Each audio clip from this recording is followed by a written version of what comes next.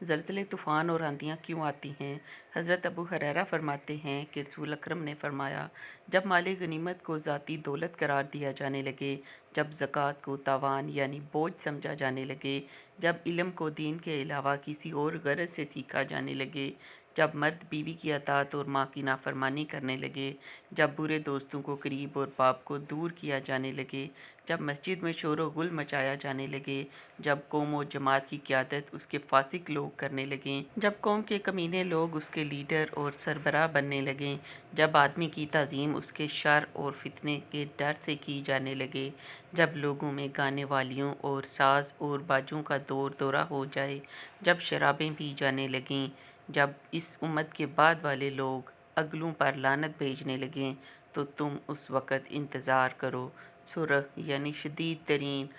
اور طوفانی آندھی کا، زلزلے کا، زمین کے دھنس جانے کا، شکلوں کے مسخ اور بگڑ جانے کا، پتھروں کے برسنے کا، نیز ان چیزوں کے علاوہ قیامت کی دیگر نشانیوں اور علامتوں کا انتظار کرو جو اس طرح لگاتار وقوع پذیر ہوں گی جیسے لڑی کا دھاگا ٹوٹے اور اس کے دانے پے در پے گرنے لگیں۔